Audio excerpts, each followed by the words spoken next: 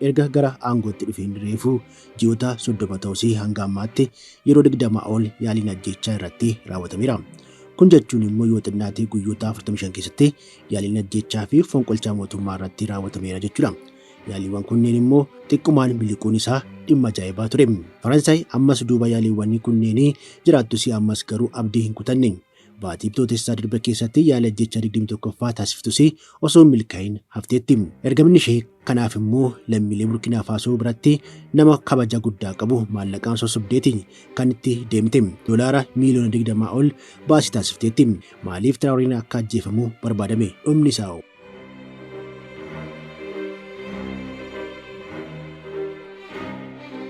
Akkam jirtu kabajamtoota hordoftoota chaanalii ajaa'ibaa keenya biyya keessaa fi guutuu addunyaatti argamtan. Seenessa keenya irraatiin dhimma Faransaay Traoree ajjeesuu fi yaalii 21 taasiftee isiniif dhiyeessina waan ta'eef nu waliin turaan affeerraa keenyadha.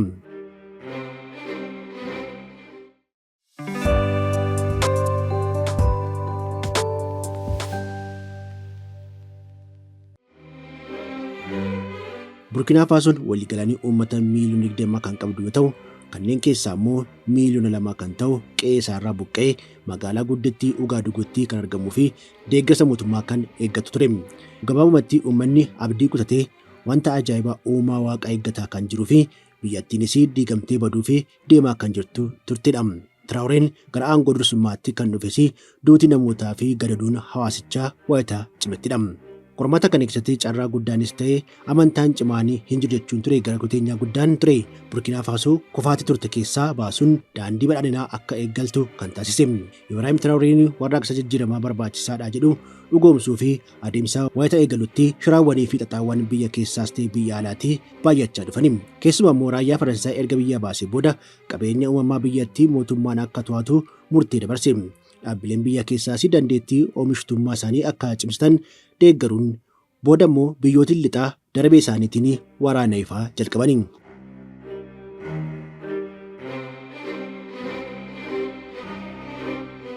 Malamaltummaa fi qisaasawwan qabeenyaa ilaalchisuun waajjiraawwan qondaaltotaa keessatti kaameeraawwan nageenyaa dhaabuun qabeenyawwan qondaaltotaa galmeessuu ofirraa jalqabsiise. Achiin boodas hundumti isaanii qabeenya isaanii akka galmeessan waayita dirqisiisuu mormiin fi iyyii bakka hundaa heddummachuu jalqabe. Achiinis gara pirezidaantummaatti erga dhufeen booda yaaliin ajjeechaa irratti raawwatame. Jeneraala faayidaan koo na jalaa tuqameera jedhee yaadiin yaaliin ajjeechaa kun fashalaa'eera. Gochi kunis Traaoreedhaa fi barumsa guddaa ta'ee waan darbeef dameewwan nageenyaa fi raayyaa ittisa irratti Ruusiyaa waliin waliigaltee haaraa raawwate. Kanaanis dandeettii nageenyaa fi raayyaa ittisaasaa haalaan cimsachuu danda'eera. Sululaa fi iddoowwan da'oo hedduu keessatti of gurmeessuun uummata gadadoo fi rakkoo guddaa keessaa kan turanii fi shorkeessota ergaa biyyootii lixaa raawwachiisaa turan bakka galangalee barbadeessuun boqonnaa dhawe. Gochi isaa kun isaan naasise. Diinonni Burkina Faasoo fi Faarsee bultoonnis biyyootii lixaa namichi kun faayidaa fi lubbuu isaaniitiif baay'ee balaafamaa ta'uusaa mirkaneeffachuun hatattamaan dhabamsiisuu fi sosocho'uu jalqabani.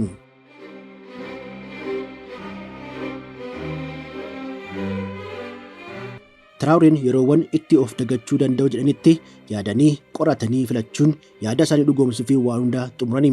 Gulaallii waancaa Afrikaa fi gareen biyyaalessaa kubbaa miilaa Burkina Faasoo guyyaa gulaalaa tapha itti taphatutti yaalii isaanii jalqabaa taasisuu fi imala isaanii jalqabani. Yaalii ajjechaa kana olaantummaan kan qindeessan Faransaay pirezidaantii duraanii Henry Dembaabaa kan jedhamu masaraa mootummaa keessoo isaa sirriitti kan beekudha. Naannoo mana jireenyaa Traaoreetti boombii owwaanuun sa'aatii isaa eeggate akka dhoofu fi qopheessuun ture ajjeesuu fi kan karoorfatan. Yeroo sanatti garuu yaaliin isaanii kun fashalaa'eera. Yaadni fi karoorri keenya kun akka tasaa fashalaa'e yoo ta'es jechuun boromti isaatti konkolaataa pirezidaantichaa boombii fi rasaasaan haleeluu fi ajjeesuu fi humna addaa qopheessanii ture. Yaaliin ajjechaa kun odeeffannoo waajjira nageenyaa Ruusiyaa irraa argameen fashalaa'uusaa dursaa duraan biyyattii biyya alaa jiraachaa jiraniin alatti namoonni yaalii ajjechaa kanarratti himataman hundumtuu to'annaa jala oolaniiru.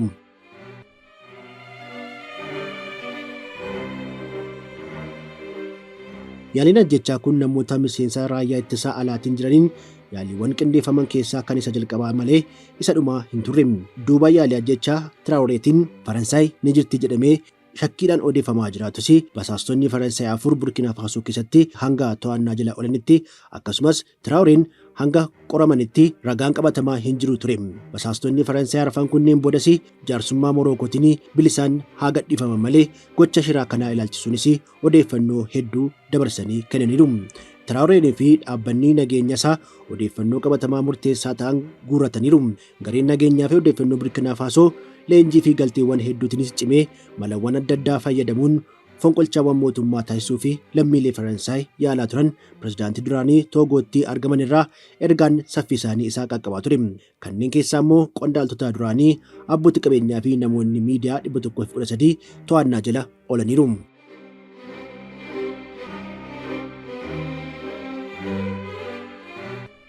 Faransaay akka barbaadde qabeenya saamaa fi qisaasaa turte waan hafee fi irra deddeebiinii namoota biyya alaatiin fayyadamuun yaaliiwwan fonqolchaa taasisaa turte milkaa'uu waan hin dandeenyeef dhaabbilee miidiyaa, dhaabbilee gargaarsaa, finciltoota akkasumas embaasiiwwan biyyoota Awurooppaa burkanaatti argamanitti fayyadamuun Traoreen uummataan akka jibbamuu fi irraas akka fagaatanii fi dabalataanis waliin dha'uu fi jecha duula kan biraa jalqabdee turte.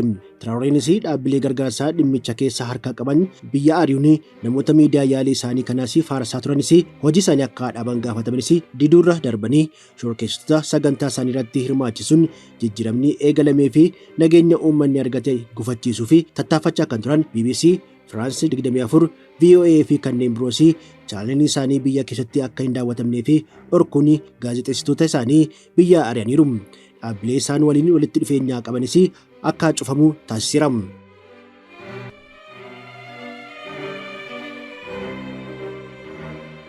Yeroo sanatti miidiyaaleen kunneen sagalee tokkoon mootummaan Traoree miidiyaa fi bilisummaa odeeffannoo irratti gaazexeessitoota amantaa qaban hidhuu mootummaa cunqursaadhaa jechuun guyyaatti sa'aatii 24 torbanitti guyyaa 7 gabaasawwan sobaa dhiyeessuun hanga danda'an maqaa xureessuu yaalanis duulli isaanii kun hin milkoofneef. Kan kana caalu dhufuu ni danda'a. Akkuma jedhamutti Traoreen ejjennoo isaatti cimuun uummataa fi biyya koo irratti qoosaa hin beeku jechuun akkasumas kan dubbate qabatamaanii fi gochaan milkeessee agarsiisuun guutuu addunyaa irratti ijoo dubbii ta'eera. Jajamuus itti fufe. Miidiyaalee hawaasummaa irratti maqaan isaa fi suuraan isaa bal'ilaan ilaalamuu fi dubbifamuu jalqabe. Waggoottan hedduu fi biyyoonni balbala isaanii cufuun uummata isaanii weeraraa aadaa biyyoota alaarraa kan hambisan kan akka Kooriyaa Kaabaa, Kuubaa fi Beenzuweelaa osoo hin hafin karaa dursitoota isaaniitiin Traaoreedhaa fi dinqisiifannaa isaanii ibsanii Burkinaa waliin hojjennoo tokkoon hojjechuufis waliigalteewwan raawwatanii. Yeroo kanattis biyyootiin lixaa duula maqaa balleessuu fi xureessuu isaanii kan waan tokko uumuu akka hin dandeenye hubatanii.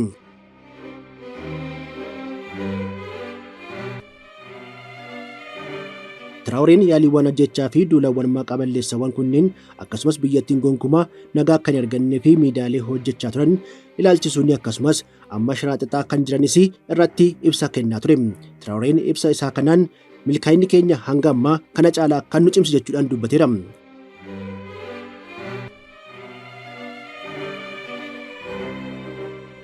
Nuti kan eegalle warraaqsa hunda hammachiisedha. Warraaqsi bilisummaan daandii furmaataa kan ta'ee fi kanaan boodas uummanni nagaan jiraachaa oomishaa fi oomishtummaa isaa guddisuu akka danda'u taasisuudha galmi keenya guddaan. Uummanni keenya nyaataan of danda'ee hiyyummaa isii injifatee akka of danda'u gochuudha malee dimookiraasii biyyoota lixaaf qofaa mijatu dhageessee kan deemtu yoo ta'e gara aalayyaatti akka of darbachuutti ilaalama. Kurmaana tokkoffaa waggaa kanaattis gama hundaanuu milkaa'inni galmaa'eera. Beekamtiin kanaaf kenninu akka jirutti ta'ee dhuma waggaa kanaatti yoo xinnaate Burkina Faso daandii guddinaa tasgabbaa irratti akka argattu taasisuu qabna. Waliin hojjennee biyya keenyaa fi milkaa'ina akkasii waan fiddanii fi galatoomaa jechuun dubbata ture.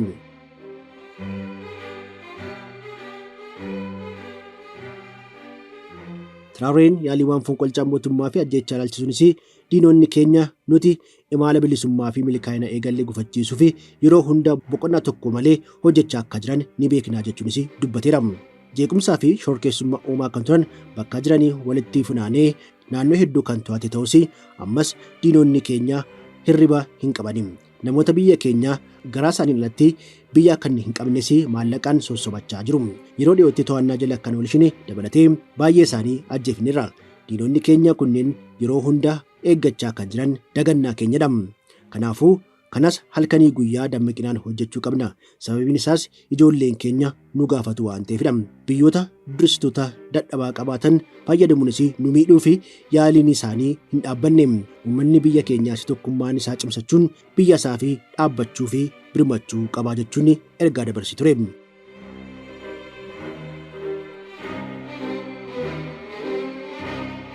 Mee Tiraaworiin daba akkamii yoo hojjetedha? Dachee kanarraa akka dhabamu kan barbaadame kan jedhuu fi deebiin isaa ifadha. Burkina Faasoon qabeenya albuudaa warqiitiin biyyoota Afrikaa keessaa tarree duraa irratti argamti. Oomisha jirbii sadarkaa tokkoffaan ni qabdi. Dabalataanis albuudawwan kan akka koopparii, zinkii fi liitiyeemii hedduminaan ni qabdi. Qabeenyawwan hundi kunneen immoo Faransaay fi jiraachuu fi lubbuu kan ta'ee fi dinagdee ishee olaantummaan utubee kan qabedha. Faransaay fi miltoowwan ishee akkasumas ergamtoonni isaanii Tiraaworee yoo ajjeesan malee hirriba akka hin qabaanne beekameera. Yoo dhuma tokkummaadha akkuma jedhamutti Burkina Faasoo fi biyyootiin konfedereeshinii Saahil kan ta'an Maalii fi Niijar daandii xiyyaaraa isa qofaa kan ture Air France biyyooti sadan kunneen akka hin dhufne dhorkameera. Faransaay ammaartee kan fudhachaa turte albuudawwanii fi warqiin illee daandii xiyyaaraa kanaan qofaa doolaara biiliyoonatti kan lakkaa'amu waggaan fe'ee gara Faransaayitti guuramaa ture. Yeroo ammaatti egaa Faransaay akka maraattuu kan taasisaa jiru albuudawwan kunneen waan dhabdeefidha. Faransaayif ergamuu hanga yaala jechaatti kan geessisii kan mudhamu. Kaayyoo isaanii kana dhugoomsuuf kan tattaafatan Tiraaworee jibbuuf sababii quubsaa qabu. Sababiin isaa immoo Faransaay irra deebiin gara Burkina Faasootti yoo deebite Faransaay biyyattii saamuudhaanii wayita quufan haftee isaanis kan coratan waan jalaa hafeefidha.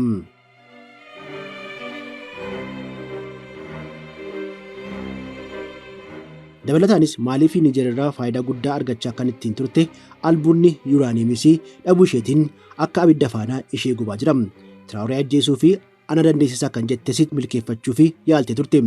Biyyattiitti bakka guddaa kan qabuu fi gocha kanaanii gonkumaa shakkamuu kan hin dandeenye nama cimaa tokko kallattiin gara Burkina Faasootti seensisuun namoota Tiraaworeetti ni dhiyaatu jedhaman filachuun gocha ajjechaa kana raawwachuu fi karoorfatte. Namichi kun waagaa dhuguu erga seeneen booda opereeshinii kana raawwachiisuu fi namoota sirriidha jedhee filatee argachuu fi biyyattiitti kabaja qabu fayyadamee yeroo itti hin fudhannee ture. Ergama kanaaf namoota nageenyaa lama filatee gara hoteela qabateetti erga waamsiseen booda dhimma dhufee fi ibsuun duratti ergama isaa kana yoo raawwatanii fi doolaara miiliyoona 5 akka kennanuu fi dubbate. Garuu immoo kaffaltii kana ammuma akka kaffaluu fi kan fedhan yoo ta'e maallaqa kana dursee akka kennuuf ni ibsaaf. Miseensonni nageenyaa lamaan kunneenis ergamni isaanii kun maaliyyuu yoo ta'e akka raawwatanii fi mirkaneessanii. Innis ergamni isaanii Tiraaworee ajjeesuu akka ta'e ifaan itti hime.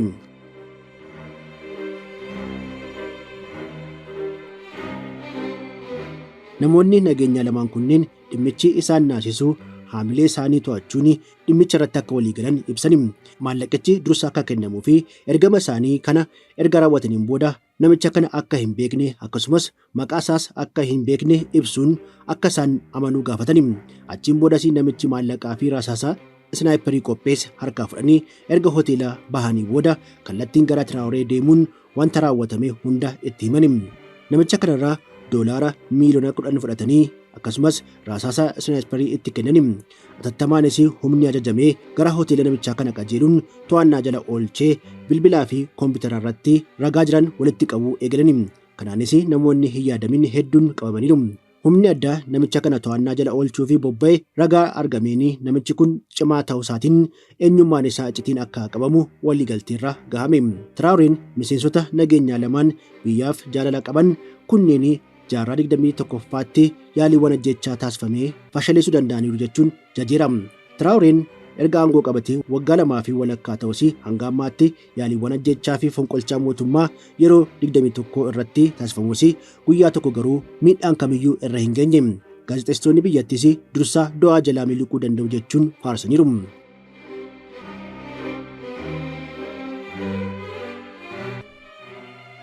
Seenessarraa keenyaan waa'ee Burkina Faasoo fi dursaa ishee Tiraaworeen irra deddeebiin yaaliin ajjechaa fi fonqolchaa mootummaa irratti taasifamuu isaa irratti xiyyeeffachuun isiniif dhiyeessine kan hangammaa ture. Chaanaalii keenyaan osoo dhiyaatee kan jettan yookiin immoo beeknee kan jettan yoo qabaattan eeruu keessan iddoo yaada kaa'amutti akka nuuf ergitan kabajaan isin gaafanna. Hojiiwwan gaggaarii qabannee akka dhiyaannuufis sabskraayibii fi sheer gochuun chaanaalii kanas namoota biroo bira akka ga'uu fi osoo nu deeggartanii jecha Chaanalii keenyaafis namoonni haaratatan subscribe gochuun akka nutti makamtan kabajaan isin gaafanna. Bakka jirtanitti nagaa fi jaalala isiniif hawwina.